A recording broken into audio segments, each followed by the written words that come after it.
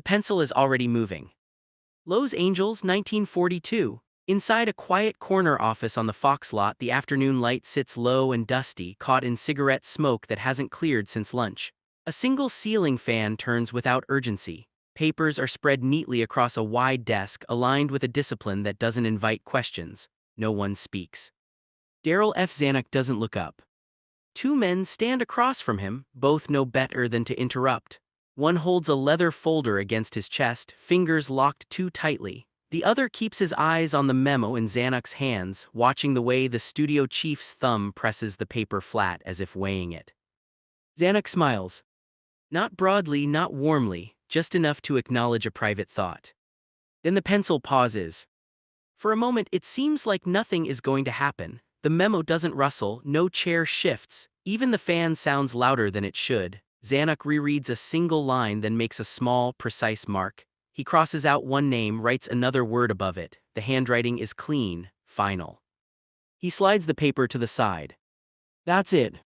No explanation, no raised voice, no reprimand, no warning. Zanuck doesn't look at the men in the room. He doesn't need to. He reaches for the next document, already done with the first, already somewhere else. The men exchange a glance they won't remember admitting to later. They leave without asking a single question. Because on the Fox lot in 1942, you didn't ask why Darrell Zanuck changed a name. You waited to see what stopped happening next.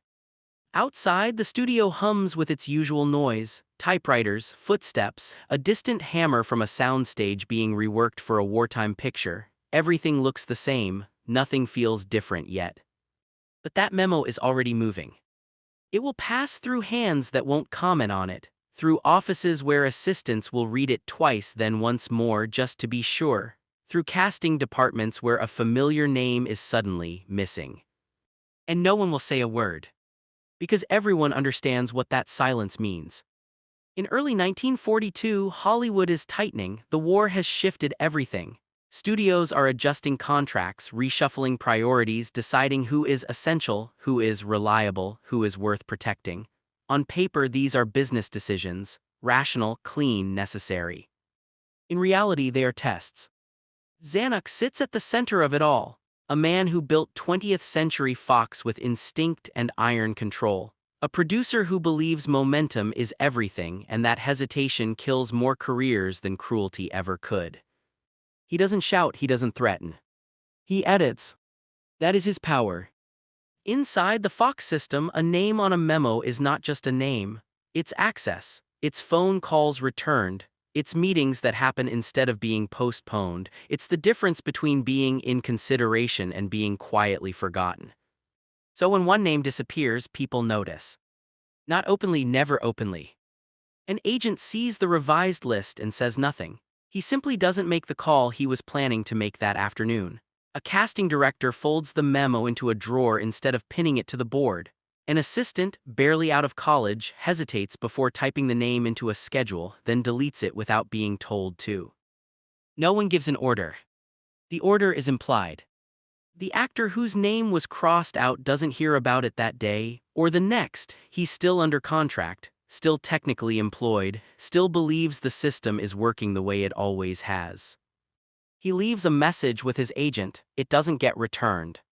He stops by the studio gate and waits longer than usual. The guard is polite, almost too polite. He checks the clipboard twice, says there's no meeting on the books.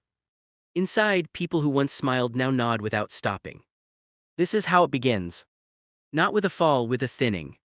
Zanuck knows this rhythm well. He doesn't follow the consequences. He doesn't need to. His authority is most effective when it feels impersonal, when it looks like coincidence, when everyone can tell themselves they're just responding to changing circumstances. And in 1942, circumstances are changing everywhere. What makes this moment dangerous isn't what Zanuck did. It's what he didn't say.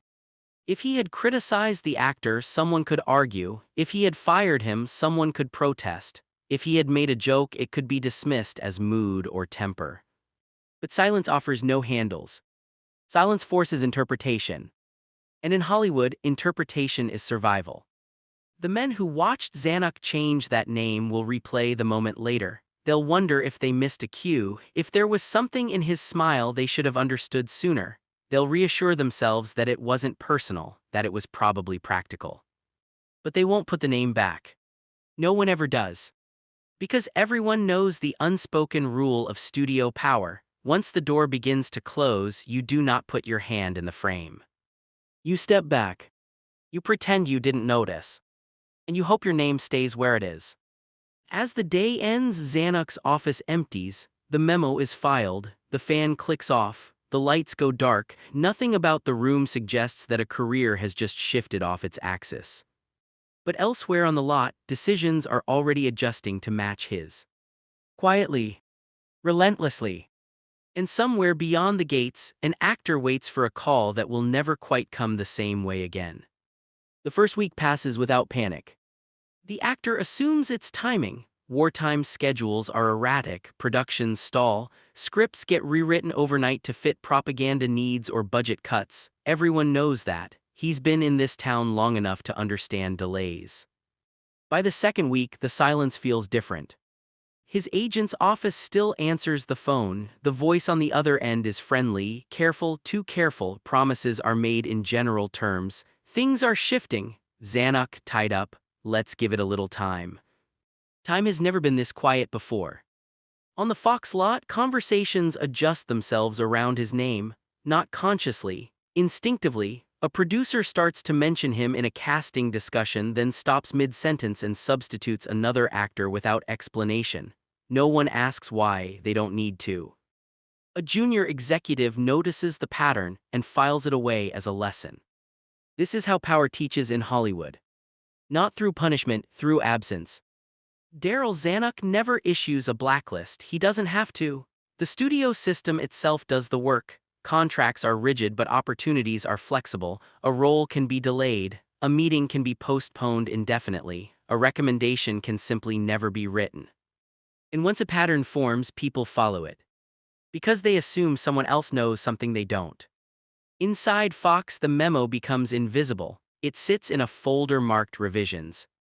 Its crossed-out name now treated as if it was never there. Assistants who weren't in the room that day only know what they see now, and what they see is a reality already edited. This is the most dangerous stage. The moment when silence becomes consensus. The actor senses it before he understands it. Doors don't slam, they don't even close, they drift. Conversations trail off when he enters a room. Lunch invitations stop coming. A screen test that was nearly confirmed evaporates without explanation. He tells himself not to overreact. Hollywood punishes anxiety. So he waits. Behind closed doors, agents adjust strategies. Some distance themselves quietly, not wanting to appear out of step with the studio's mood. Others make half-hearted inquiries and accept vague answers as final. Nobody wants to be the person pushing the wrong name at the wrong time. Especially during the war. In 1942, studios are under pressure to appear unified, patriotic, efficient. Executives like Zanuck are not just running businesses, they're shaping public morale. A hint of unreliability, dissent, or inconvenience is enough to sideline someone without explanation. No accusations are necessary. What matters is alignment. Zanuck understands this better than anyone. He has cultivated an environment where his preferences ripple outward without instruction. People anticipate him, adjust themselves to his likely reactions. Silence becomes a signal. And the signal has been sent. Weeks later, the actor finally gets a meeting, not with Zanuck, with a lower-level executive who speaks in soft disclaimers. The conversation is polite, almost apologetic. No blame is assigned, no clear reason is given. "You're still valued," the executive says. The phrase lands hollow. Valued people don't disappear.